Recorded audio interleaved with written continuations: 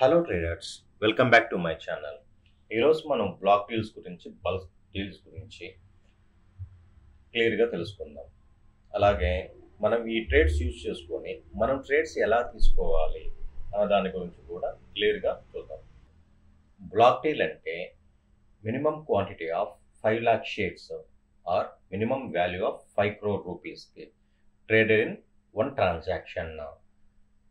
ఒక కంపెనీలో 5 lakh shares కానీ లేకపోతే మినిమం వాల్యూ ఆఫ్ 5 crore రూపీస్కి కానీ సింగిల్ ట్రాన్సాక్షన్లో ట్రేడ్ జరిగితే, బై కానీ సెల్ కానీ జరిగితే దానిని మనం బ్లాక్ డీల్ అంటాం.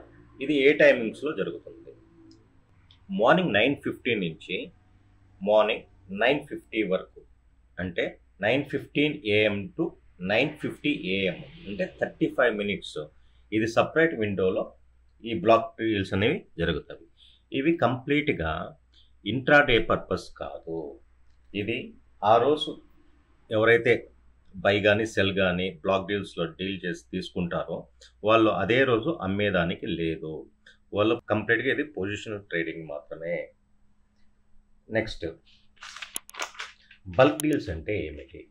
బల్క్ డీల్స్ అంటే ఒక కంపెనీలో టోటల్ నెంబర్ ఆఫ్ షేర్స్ 100% అయితే అట్లీస్ట్ 0.5% కన్నా ఎక్కువ తీసుకుంటే దానిని మనకు బ్లాక్ డీల్స్లో సింగిల్ ట్రాన్సాక్షన్లో జరగాల.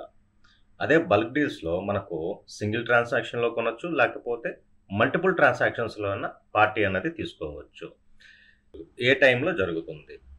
ఇది మనకు మార్నింగ్ 9:15 టు 3:30 వరకు, నడి మధ్య ఏ టైంలో అన్నా కానీ ఈ బల్క్ డీల్స్ అనేవి జరుగుతుంది.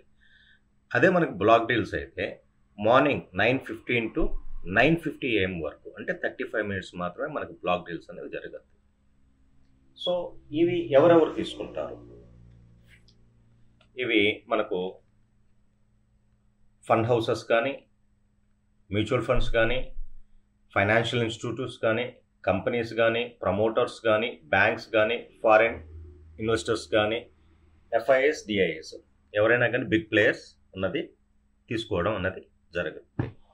ఇది మనకు కంప్లీట్గా బ్లాక్ డీల్ అంటే బల్క్ డీల్ అంటే difference. Block deals, bulk deals market టైంలో ఎక్కడ చూడాలి? మార్కెట్ అయిపోయిన తర్వాత వాటి యొక్క ఇన్ఫర్మేషన్ అన్నది మనం ఎక్కడ చూడాలన్నది క్లియర్గా ఇప్పుడు ఫస్ట్ తెలుసుకుందాం. మార్కెట్ టైమింగ్స్లో మనకు నేను పర్సనల్గా యూజ్ చేసేది దాన్ అకౌంట్ యూజ్ చేస్తాను.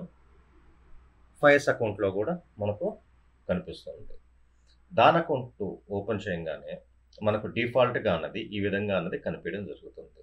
ఇక్కడ మనం మార్కెట్స్లోకి పోయేసి న్యూస్ అన్నది కనుక క్లిక్ చేస్తే మనకు ఈ విధంగా అన్నది డిస్ప్లే అవ్వడం జరుగుతుంది.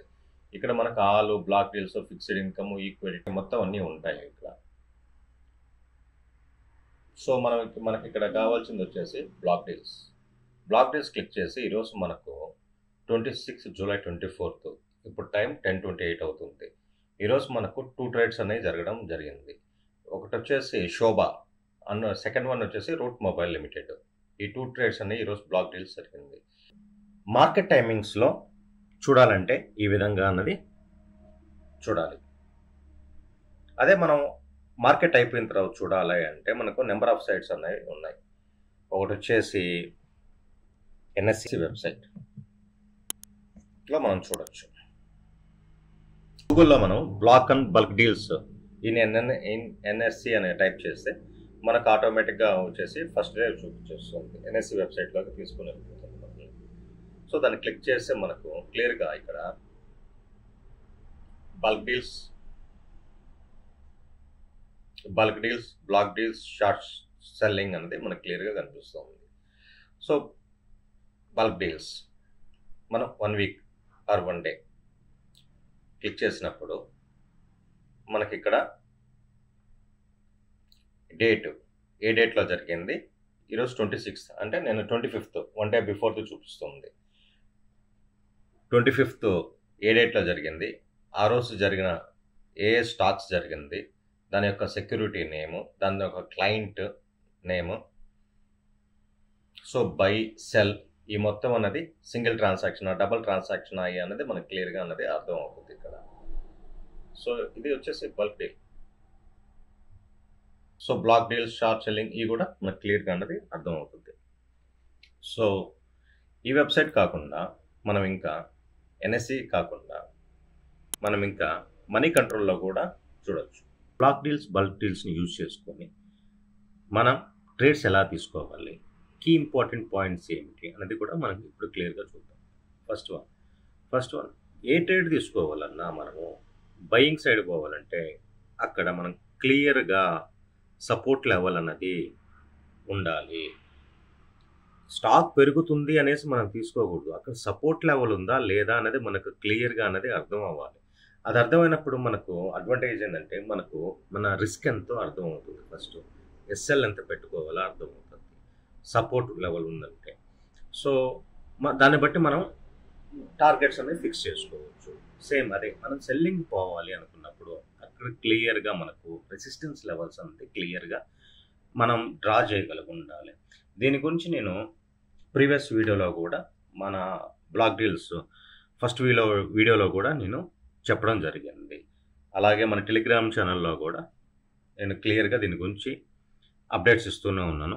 డైలీ కూడా నేను ట్రేడ్స్ తీసుకుంటా కూడా వాటి గురించి నేను క్లియర్గా ఎక్స్ప్లెయిన్ చేస్తాను. ఫస్ట్ వన్ సపోర్ట్ ఉండాలి. బయింగ్కి పోవాలంటే, సెల్లింగ్కి పోవాలంటే క్లియర్గా మనకు రెసిస్టెన్స్ అనేది క్లియర్గా మనకు మార్క్ చేయగలిగి ఉండాలి. అంటే మనం ఏ స్టాక్ బయింగ్ సైడ్ పోతున్నా క్లియర్గా వచ్చి అది ఫండమెంటల్గా స్ట్రాంగ్గా ఉందా లేదా, దాని లాస్ట్ ప్రీవియస్ రిజల్ట్స్ ఎలాగున్నాయి, దాని యొక్క గ్రోత్ క్వార్టర్ టు క్వార్టర్ ఎలాగుంది అనేది మనం క్లియర్గా అనేది అబ్జర్వ్ చేయాలి. ఇయర్ టు ఇయర్ చూసుకోవాలి, క్వార్టర్ టు క్వార్టర్ చూసుకోవాలి. ఆ కంపెనీలో ఏమన్నా కొత్త డీల్స్ అనేవి ఏమన్నా జరిగినాయా, లేకపోతే ఫండ్ రైజింగ్ కానీ డీల్స్ కానీ. Third one sector performance. Sector performance అంటే మనం క్లియర్గా ఇది సెక్టార్ కూడా అప్ ట్రెండ్లో ఉందా డౌన్ ట్రెండ్లో ఉందా అని చూసుకోవాలి. సెక్టారు చూడాలి. అదేవిధంగా ఫోర్త్ పాయింట్ నిఫ్టీ ట్రెండ్ ఎలా ఉంది. మనం చాలాసార్లు చూస్తూ ఉంటాం నిఫ్టీ పడిపోతూ ఉంటుంది, డౌన్ అవుతూ ఉంటుంది. సో సెక్టార్ మటుకు 1 or 2 సెక్టార్స్ మటుకు మనకు అప్ ట్రెండ్లో ఉంటాయి. ఎగ్జాంపుల్ తీసుకుంటే మనకు కరోనా టైంలో చూస్తున్నాం నిఫ్టీ అనేది విపరీతంగా డౌన్ అవుతూ ఉంది. అదే టైంలో సెక్టార్ అన్నది మనకు ఫార్మా సెక్టార్ కానీ ఐటీ సెక్టార్ కానీ మనకు అప్ ట్రెండ్లో ఉన్నది. సో మనం ఇక్కడ బ్లాక్ డీల్స్ కానీ బల్క్ డీల్స్ కానీ ఏమైనా జరిగినాయి అని అంటే మనం ఫస్ట్ ట్రెండింగ్ సెక్టార్లో కానీ జరిగితే మనం క్లియర్గా తీసుకోవచ్చు. అదే సెక్టార్ డౌన్ అవుతూ ఉంది, మనకు బ్లాక్ డీల్ అనేది కనిపించింది, సో అది బయింగ్ సైడ్ ఉంది, ఆ టైంలో రిస్క్ రివార్డ్ అనేది అంత యూస్ఫుల్గా ఉండదని నేను పర్సనల్గా అనుకుంటాను. సో సెక్టార్ బాగుండాలి. దాని తర్వాత నిఫ్టీ కూడా మనకు ట్రెండింగ్లో ఉండాలి. నిఫ్టీ అప్ ట్రెండ్లో ఉన్నప్పుడు మనం బయింగ్ సైడ్ పోవచ్చు. నిఫ్టీ సెక్టార్ రెండు డౌన్ ట్రెండ్లో ఉన్నప్పుడు మనం బయింగ్ సైడ్ పోయినా ఉపయోగం ఉండదు. మనం అనుకున్నంత రిస్క్ రివార్డ్ అనేది మనకు రాదు. లాస్ట్ వన్, ఇది ఎవరు కొంటున్నారు, ఎవరు అమ్ముతున్నారు. So who is buying, who is selling. మనం ముందే అనుకున్నాం ఇవి మనకు మ్యూచువల్ ఫండ్స్ కానీ ఫైనాన్షియల్ ఇన్స్టిట్యూట్స్ కానీ కంపెనీస్ కానీ బ్యాంక్స్ కానీ బిగ్ ప్లేయర్స్ ఎవరైనా కానీ ఇవి బయింగ్ చేస్తున్నారు, సెల్లింగ్ చేస్తున్నారు. ఈ డేటాను మనం ఎన్ఎస్సి వెబ్సైట్లో అయిపోయిన తర్వాత ఎండ్ ఆఫ్ ద డే మనం చెక్ చేసుకోవచ్చు. సో ఒక మంచి మ్యూచువల్ ఫండ్ లేకపోతే ఒక మంచి ఇన్స్టిట్యూట్స్ ఏమైనా తీసుకుంటున్నాయి అన్నప్పుడు దాన్ని కొంచెంగా హోల్డ్ చేసుకోవచ్చు. ఇండివిజువల్ పర్సన్స్ అన్నప్పుడు కొంచెం ఆలోచించి మనం మన ఎస్ఎల్ అనేది క్లియర్గా అనేది స్టిక్ అయ్యేసి చేసుకోవాల్సి వస్తుంది.